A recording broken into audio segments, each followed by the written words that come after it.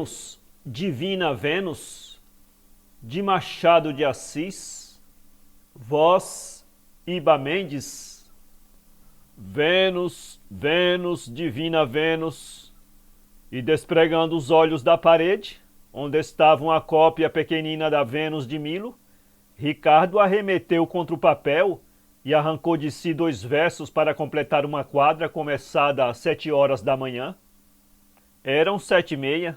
A xícara de café, que a mãe lhe trouxera antes de sair para a missa, estava intacta e fria sobre a mesa. A cama, ainda desfeita, era uma pequena cama de ferro. A mesa em que escrevia era de pinho. A um canto um par de sapatos, o chapéu pendente de um prego, desarranjo e falta de meios. O poeta, com os pés metidos em chinelas velhas, com a cabeça apoiada na mão esquerda, ia escrevendo a poesia. Tinha acabado a quadra e releu-a. Mimosa flor que dominas todas as flores do prado, tu tens as formas divinas de Vênus, modelo amado. Os 2 últimos versos, que lhe pareceram tão bons como os 2 primeiros, nem lhe saíram tão fluentemente. Ricardo deu uma pancadinha seca na borda da mesa e endireitou o busto. Consertou os bigodes, fitou novamente a Vênus de Milo, uma triste cópia em gesso, e tratou de ver se os versos lhe saíam melhores. Tem 20 anos este moço, olhos claros e miúdos, cara sem expressão, nem bonita nem feia, banal, cabelo reluzente de óleo que ele põe todos os dias, dentes tratados com esmero, as mãos são delgadinhas, como os pés, e tem as unhas compridas e encurvadas. Empregado em um dos arsenais, vive com a mãe, já não tem pai, e paga a casa e parte da comida. A outra parte é paga pela mãe, que apesar de velha, trabalha muito. Moram no bairro dos Cajueiros. O ano em que isto se dava era o de 1859, é domingo. Dizendo que a mãe foi à missa, quase não é preciso acrescentar que com um surrado vestido preto. Ricardo prosseguia. O amor às unhas faz com que não as roa quando se acha em dificuldades métricas. Em compensação, afaga a ponta do nariz com a ponta dos dedos. Esforça-se por sacar dali 2 versos substitutivos, mas inutilmente.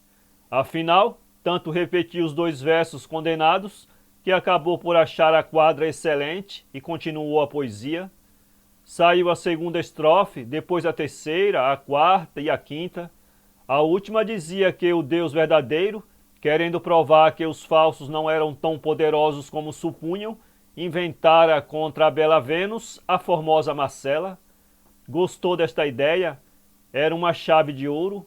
Ergueu-se e passeou pelo quarto, recitando os versos. Em seguida parou diante da Vênus de Milo, encantado da comparação. Chegou a dizer-lhe em voz alta: os braços que te faltam são os braços dela. Também gostou desta ideia e tentou convertê-la em uma estrofe, mas a veia esgotara-se. Copiou a poesia, primeiramente em um caderno de outras, depois em uma folha de papel bordado. Acabava a cópia quando a mãe voltava da missa. Mal teve tempo de guardar tudo na gaveta. A mãe viu que ele não bebera o café feito por ela e posto ali com a recomendação de que o não deixasse esfriar. Há de ser os versos malditos, pensou ela consigo. Sim, mamãe, foram os malditos versos, disse ele. Maria dos Anjos, espantada: você adivinhou o que eu pensei? Ricardo podia responder que já lhe ouvira muitas vezes aquelas palavras, acompanhadas de certo gesto característico, mas preferiu mentir. O poeta adivinha. A inspiração não serve só para compor versos, mas também para ler na alma dos outros. Então você leu também que eu rezei hoje na missa por você? Li, sim, senhora. E que pedi a Nossa Senhora, minha madrinha, que acabe com essa paixão por aquela moça, como se chama mesmo? Ricardo, depois de alguns instantes, respondeu: Marcela. Marcela, é verdade. Não disse o nome, mas Nossa Senhora sabe. Eu não digo que vocês não se mereçam, não a conheço. Mas, Ricardo, você não pode tomar estado.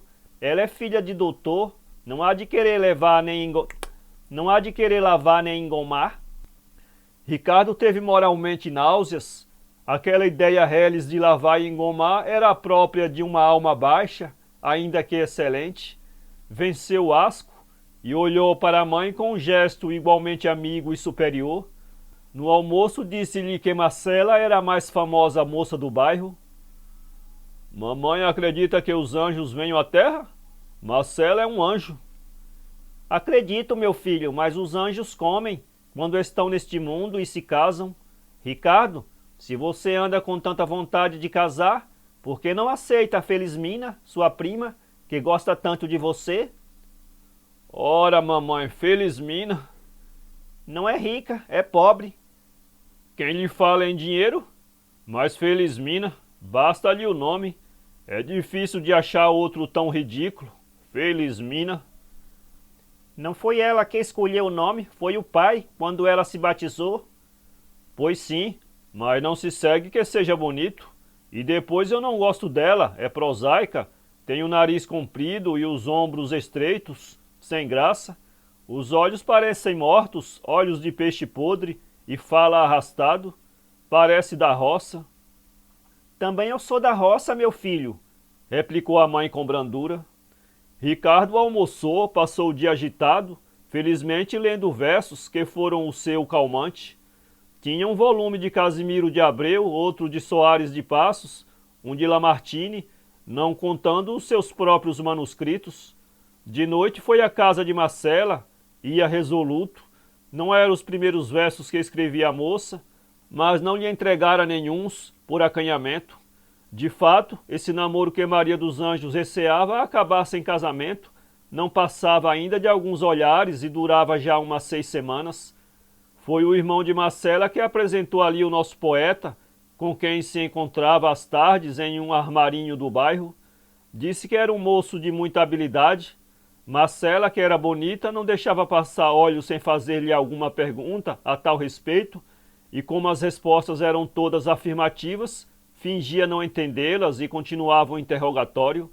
Ricardo respondeu pronto e entusiasmado. Tanto bastou para continuarem uma variação infinita sobre o mesmo tema.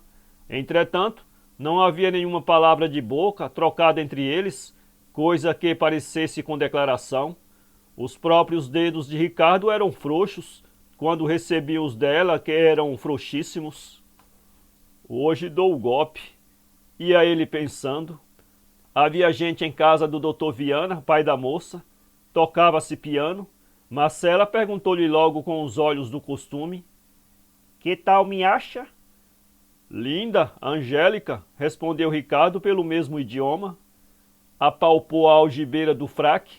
Lá estava a poesia metida em sobrecarta cor-de-rosa, com uma pombinha cor-de-ouro em um dos cantos. Hoje temos solo, disse-lhe o filho do Dr. Viana. Aqui está esse senhor, que é excelente parceiro.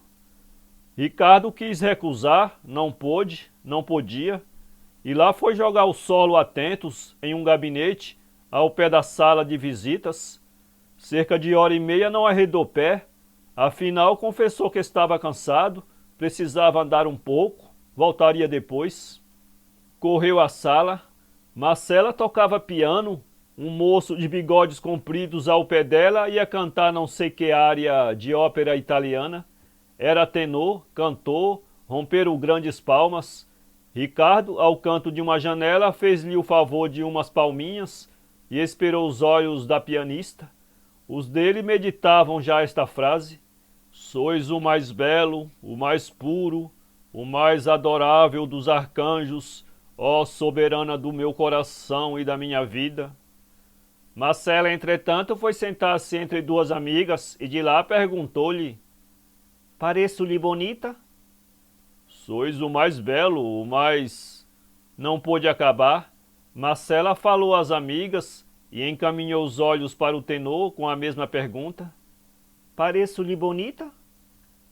Ele, pela mesma língua, respondeu que sim, mas com tal clareza e autoridade como se fora o próprio inventor do idioma.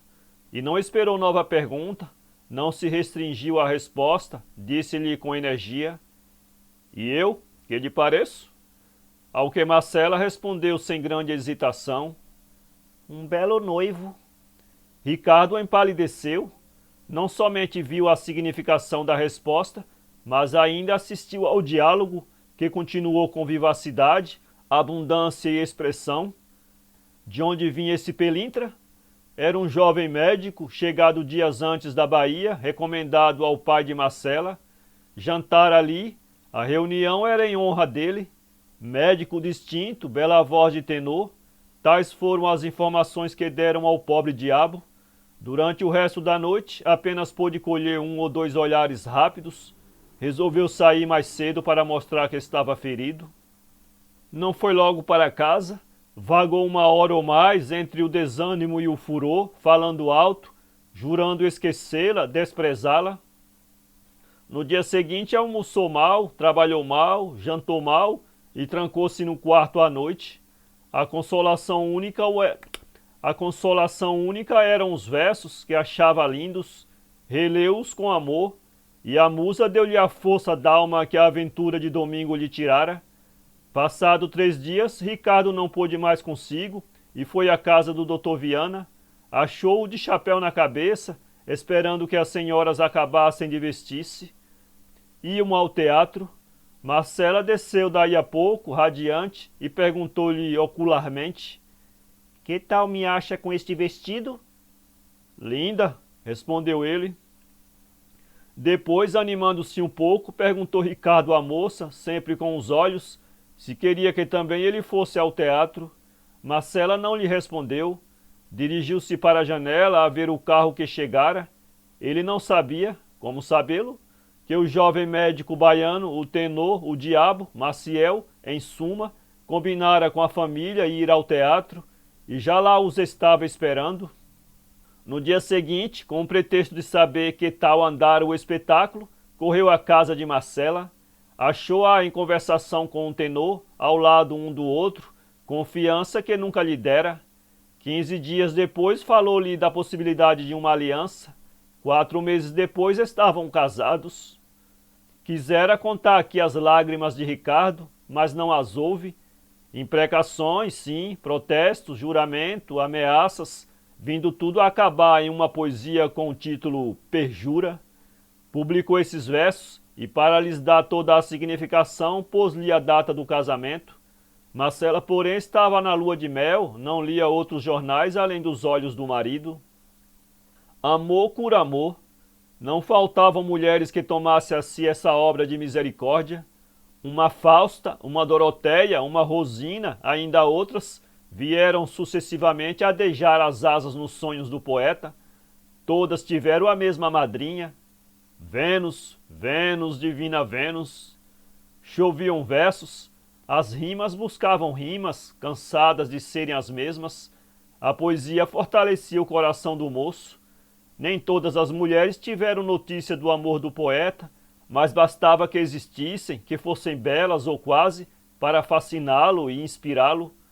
Uma dessas tinha apenas 16 anos, chamava-se Virgínia e era filha de um tabelião, com quem Ricardo se fez encontradiço para mais facilmente penetrar-lhe em casa. Foi-lhe apresentado como poeta. Sim, eu sempre gostei de versos, disse o tabelião. Se não fosse o meu cargo, escreveria alguns sonetinhos. No meu tempo compus fábulas. O senhor gosta de fábulas? Como não? Redarguiu Ricardo. A poesia lírica é melhor, mas a fábula... Melhor? Não compreendo. A fábula tem conceito, além da graça de fazer falar os animais. Justamente. Então, como é que disse que a poesia lírica era melhor? Num sentido. Que sentido? Quero dizer, cada forma tem a sua beleza, assim, por exemplo. Exemplos não faltam. A questão é que o senhor acha a poesia lírica melhor que a fábula, só se não acha? Realmente, parece que não é melhor, confessou Ricardo. Diga logo, inferior. Luar, névoas, virgens, lago, estrelas, olhos de anjo, são palavras vãs, boas para poetas apatetados.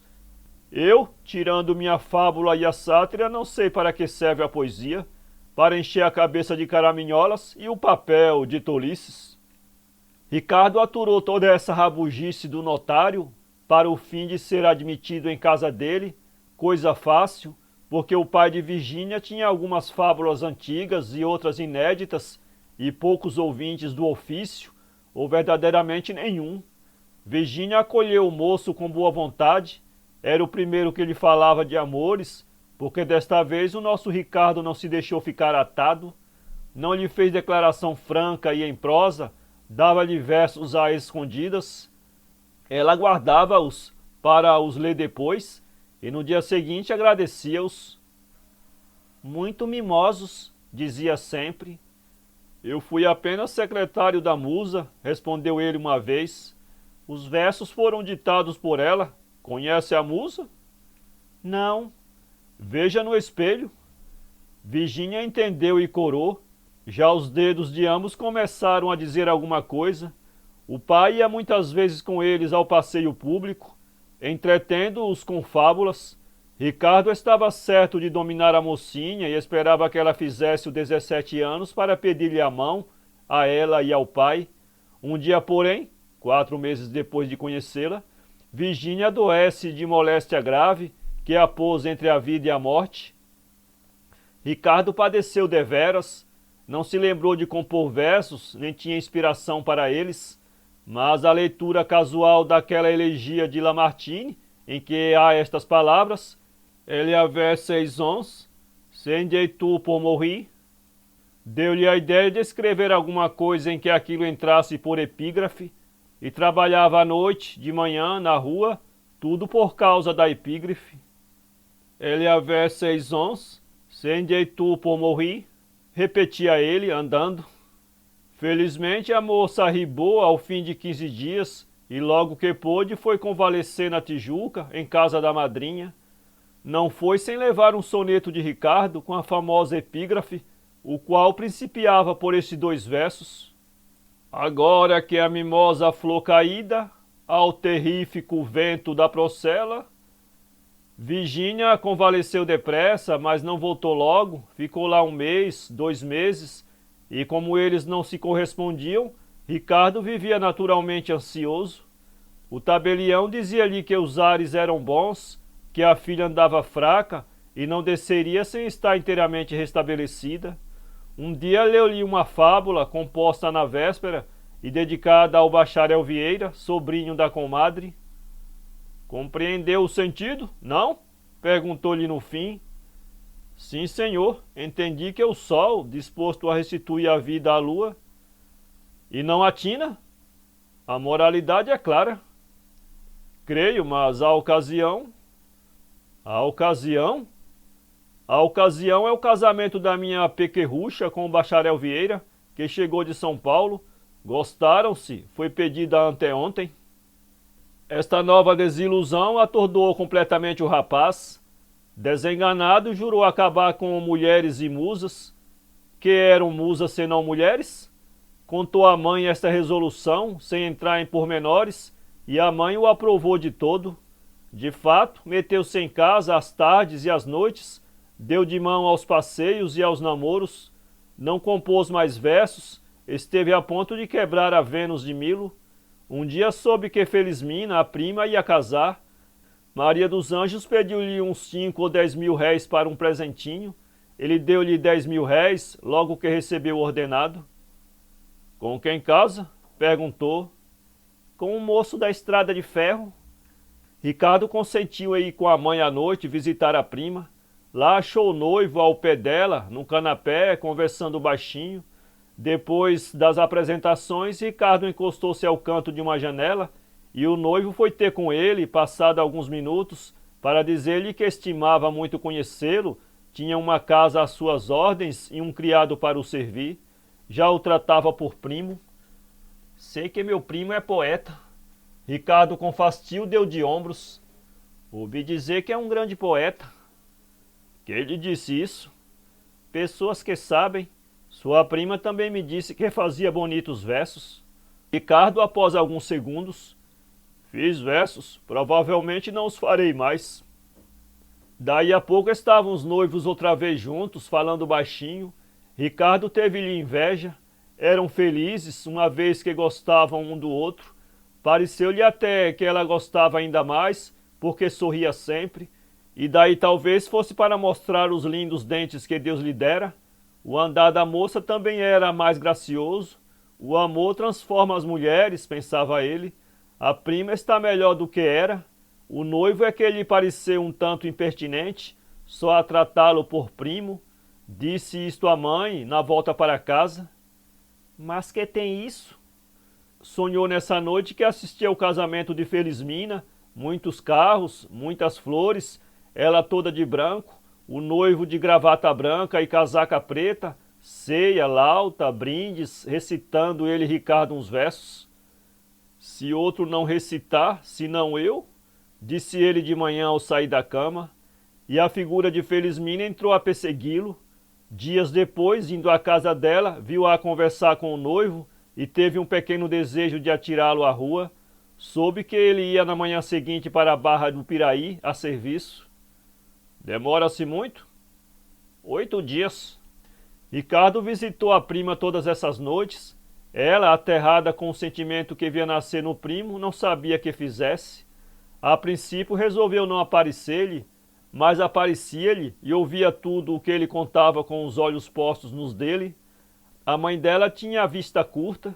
Na véspera da volta do noivo, Ricardo apertou-lhe a mão com força, com violência, e disse-lhe adeus, até nunca mais. Felizmina não ousou pedir-lhe que viesse, mas passou a noite mal. O noivo regressou por 2 dias. 2 dias? Perguntou-lhe Ricardo na rua onde ele lhe deu a notícia. Sim, primo, tenho muito o que fazer, explicou o outro. Partiu, as visitas continuaram, os olhos falavam, os braços, as mãos, um diálogo perpétuo, não espiritual, não filosófico, um diálogo fisiológico e familiar. Uma noite, Ricardo sonhou que pegava da prima e subia com ela ao alto de um penedo, no meio do oceano. Viu-a sem braços. Acordando de manhã, olhou para a Vênus de Milo. Vênus, Vênus, divina Vênus. Atirou-se à mesa, ao papel, meteu mãos à obra para compor alguma coisa, um soneto que fosse, e olhava para Vênus, a imagem da prima, e escrevia, riscava, tornava a escrever e a riscar, e novamente escrevia até que lhe saíram os 2 primeiros versos do soneto. Os outros vieram vindo, cai aqui, cai acolá. Felizmina, exclamava ele, o nome dela há de ser a chave de ouro, rima com divina e cristalina, e concluía assim o soneto. E tu, criança amada, tão divina, não és cópia da Vênus celebrada, és antes seu modelo, Felizmina. Deu-lhe nessa noite, ela chorou depois que os leu, tinha de pertencer a outro homem. Ricardo ouviu essa palavra e disse-lhe ao ouvido, nunca. Indo a acabar os 15 dias, o noivo escreveu dizendo que precisava ficar ainda na Barra umas 2 ou 3 semanas. Os 2, que iam dando pressa a tudo, trataram da conclusão. Quando Maria dos Anjos ouviu ao filho que ia desposar a prima, ficou espantada e pediu que se explicasse. Isso não se explica, mamãe. E o outro? Está na Barra. Ela já lhe escreveu pedindo desculpa e contando a verdade. Maria dos Anjos abanou a cabeça com ar de reprovação. Não é bonito, Ricardo. Mas se nós gostamos um do outro, Felizmina confessou que ia casar com ele à toa, sem vontade, que sempre gostava de mim, casava por não ter com quem. Sim, mas palavra dada? Que palavra, mamãe? Mas se eu a adoro, digo-lhe que a adoro. Queria que eu ficasse a olhar ao sinal, e ela também, só porque houve um equívoco, uma palavra dada sem reflexão. Felizmina é um anjo, não foi à toa que lhe deram um nome que é rima de divina. Um anjo, mamãe. Oxalá sejam felizes. Com certeza, mamãe verá. Casaram-se. Ricardo era todo para a realidade do amor. Conservou a Vênus de Milo, a divina Vênus, posta na parede, apesar dos protestos de modéstia da mulher. Convém saber que o noivo casou mais tarde na Barra. Marcela e Virgínia estavam casadas. As outras moças que Ricardo amou e cantou tinham já maridos. O poeta deixou de poetar com grande mágoa dos seus admiradores. Um deles perguntou-lhe um dia ansioso: então, você não faz mais versos? Não se pode fazer tudo, respondeu Ricardo, acariciando os seus 5 filhos.